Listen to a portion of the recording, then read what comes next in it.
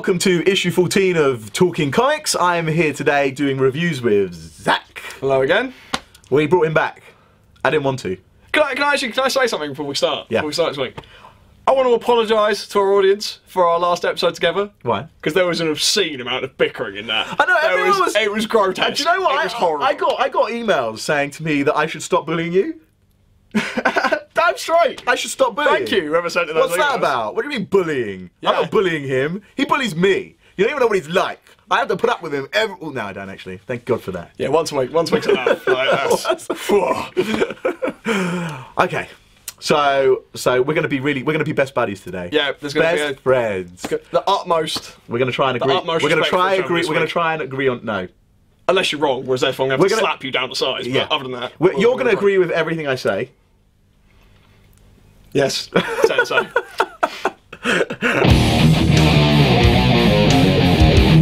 do you want to start with? You could choose because that's how nice I am. You see how nice I am? What would you like to review first? You want me to start? Well, I don't mind. Do you want me to do mine or do you want to do yours? Yeah, you've got two this week. Okay, so I've got two this week. That's right, because you read something this week. Sorry, I'm already making this respectful, aren't I? You saw hand shot first. Hand shot first. You saw hand shot first. Yeah. What do I got? I got Action Comics hardcover edition, which is it's been out for a few weeks now. It's not been out for a really long time. I read this last week, and I have to tell you, it's in some of the worst of the New 52 that I read. Did you? I don't know if you heard me say that. Let me just repeat it. Some of the worst that I have read in the New 52. Yeah, funnily enough, I think they believed you. Yes. Yeah. And what bothers me the most is not that it's by Grant Morrison. I like Grant Morrison. He has his good days and he has his bad days. Some comic writers put their heart into stuff and they produce some great stuff. Some comic writers do stuff because they feel they're contracted to, and maybe it's not quite what should have come out. But what bothers me is people's response to this graphic novel. You know, I don't want to read off the sites that said this, but that's what bothers you about it. Yeah, just the whole thing. That's what bothers you about USA Today. Let me say, believe the hype. Grant Morrison went and wrote the single best issue of Superman these eyes have ever read. Okay. Yeah, that's look, I understand. Maybe you don't agree with me. Maybe you like this graphic novel, but the single best issue of Superman you have ever read? Really? Okay, right, now I'm gonna breathe now. I'm gonna breathe. Let me go into the reasons why this wasn't particularly good. We could be here a while. Right, get comfortable with it. We're going now. We're going. Are you sitting comfortably? First of all, let me start with the positives, because I always like to start with positives. Negatives are, you know, negative. Positive is that the artwork is very nice. It is. I think the coloring's very nice, and I think the artwork's very nice. Yeah, so Morales, you did a great job. Well done. You put your money in, and you got effort out, and I like it. Okay, but Grant Morrison, you've got a new Superman. Everything is starting from scratch. You could do whatever you want with this. You could do whatever you wanted with him. Anything. And what did you do? Nothing. Nothing. Nothing. Literally, I read 8 issues, which is in this book. 8 issues. I actually only read the first 3 and then dropped it. There was one good bit in the graphic novel. Good bit is a strong word. I would say it was just so much better than what Grant Morrison had produced that it was mildly entertaining. So worth buying the graphic novel for that one? No. Even if it wasn't particularly good. It was the part with John Henry, he was particularly more interesting than what they'd done with Superman, because they had a chance to restart him. Yeah, I mean, good character. I think he's a good character, and if you go back to the original still, then he's a very interesting character to read, especially because he didn't quite have the invulnerability that Superman had, but yet he had the kind of emotion that you wanted to see from a character trying to do good for the world. And apart from towards the end of the tie-ins that he had when, you know, DC started to go with 52, not the New 52, but the 52 saga, and around there I felt that it started to lose pace. But in general, yeah, it was, and I was hoping that this would, you know, rekindle that great character, but it didn't do such a good job. And Superman in this is particularly poor. I was totally uninterested by the action scenes. I think that they were put in there for the sake of putting them in there, and you know, Grant Morrison, I expect a lot better from you. This is not up to scratch. And so would you put it as worst Superman story ever, or that you've read? No, it's the worst graphic novel from the New 52 that I've read so far. Okay. I've read about, I don't know, I've read quite a few out of the New 52. You know, if you want to read something out of the New 52, Animal Man, you know, Swamp Thing, you know, you get onto the good stuff. This is poor. Ran over? I feel better now. I've released. Good, I'm glad. Do you know, this is a bit like, you know, one of those sessions where it's a therapy session. It's a therapy session, yeah. I feel better. What is that? I've been a comic book reader for 4 years now. Look, I'm doing it for the fans. Those fans out there, you know exactly what I'm talking about this Action Comics, and you want to hear someone get their rant on about something that's just not up to scratch, and that's what I'm here for. I'm here for you. I bet loads of them loved it. Really? I bet loads of people loved it. Well, if you loved it, comment section below, because that comment section below needs to fill up with comments about that book, because I tell you now, I thought it was rubbish. He will argue with every single comment. I will reply to every single one of your comments, especially those people who say that this graphic novel was good. From now on, like your parents were, you are the secret force of pole position. They're moving real fast, they're the only ones who can get there on time. Okay, sis. And never too far behind, they are always fighting crime. It's not time, Dad. Ready when you are, Rhodey. In the danger zone. Pretty soon they'll be off on a mission. Hydrofoil mode, Rhodey. Hydrofoil engaged, Dan. What's behind Wheels, hovercraft, quick! What's behind this gun show? Only there are below. Sit back and watch them go. Hell, hell, hell, hell, hell. Right, my choice this week. Brian K. Vaughan's Why the Last Man. It is all that I've read. Are we reviewing the entire saga here? Have you finished it? Almost. No, I've read the fourth one. Okay, I've just finished the fourth one. I read the whole saga. Don't you go ruin the Noob! Noob! None of that. None of that. Brian K. Vaughan's Why the Last Man. Yes. Which I have read nothing but for the last 2 weeks. Because it's that good. Yeah, I'm so engrossed in it. Yeah, I haven't read any new imports. Why do you think it's so good, though? Tell the audience why they should buy it, basically. Why they should buy it. To be honest, I think it's character driven. Right. I think it's really character driven. Yorick, the last man on Earth, is a character called Yorick Brown, who has a pet monkey. Do you know what that actually what sold it to me? Capuchin. Capuchin. Isn't that what it's called? A capuchin monkey? No. It was. No, it wasn't. Okay. I'm right. It probably is. Yes, go on. Yeah. I got this sold to me on Last Man on Earth, all the women are alive, he has a pet monkey. I was like, well, he's got a pet monkey. Well, you were thinking, one man on the earth and he's got a choice. Monkey or an infinite set of women? Well, there's only one way this book can go.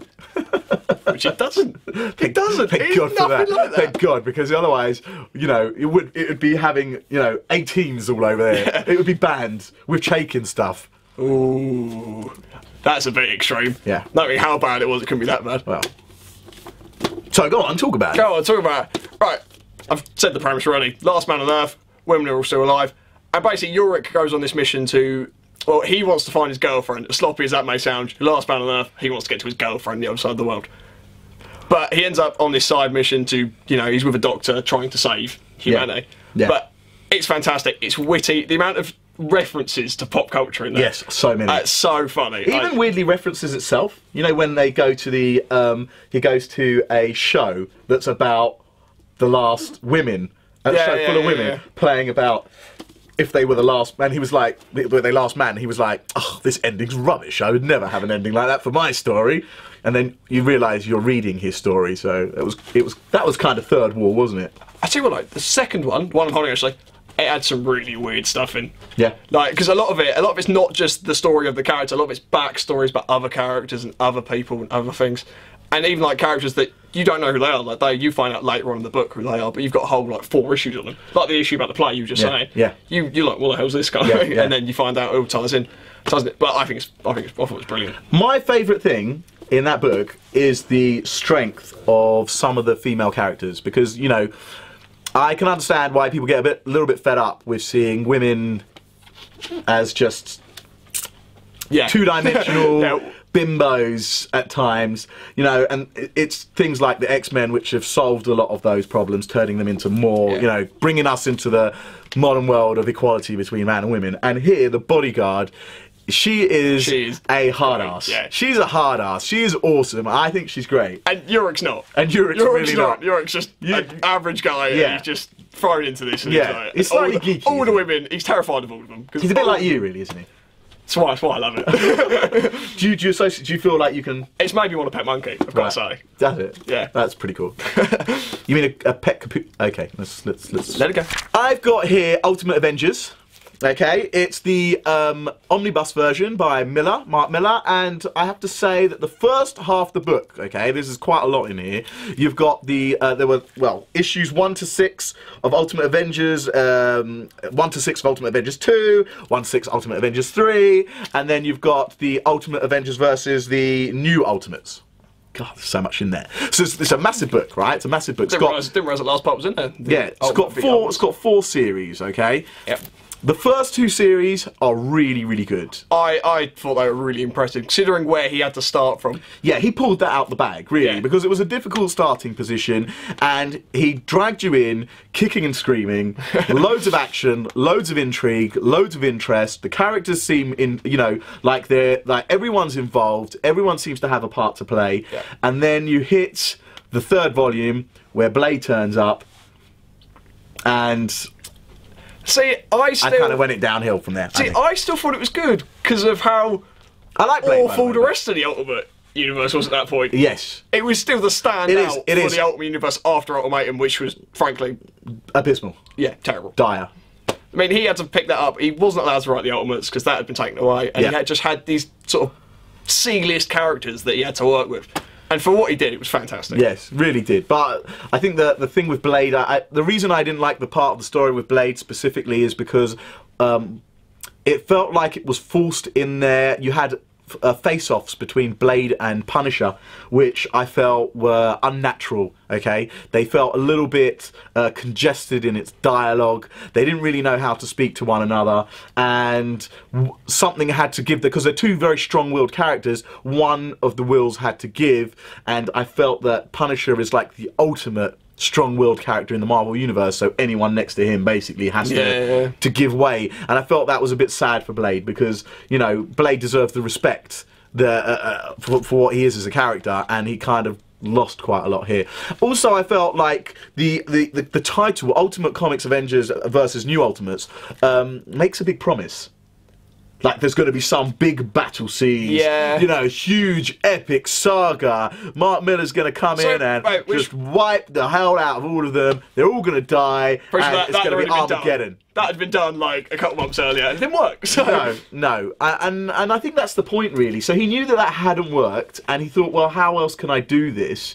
And I think that he tried, and I give him props for trying. Millar, you tried hard, but honestly, I don't think that particularly was very successful.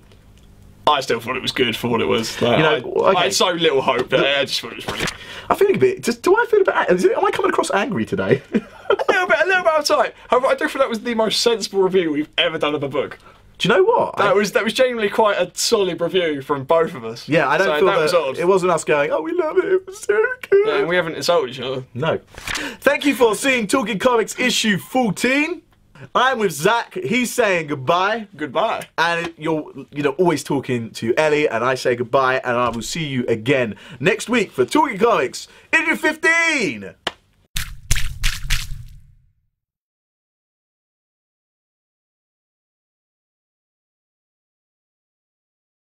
We've got another special for you from the shop, and we reviewed Ultimate Avengers. Cool.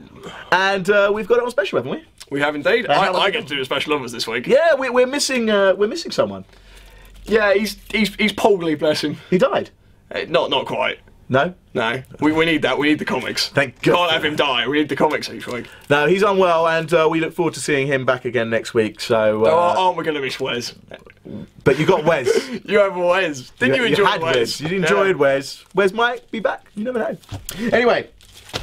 Right, Ultimate Avengers, $75 book, which is, you know, it's a hefty book. I mean, how many issues did we work out are in here? 6, 12, 18, 24. 24 issues, £38, free shipping. £38, free £38. shipping. This is a omnibus, guys. It's thick, it's big, We do like our it's Mark omnibuses. Millar.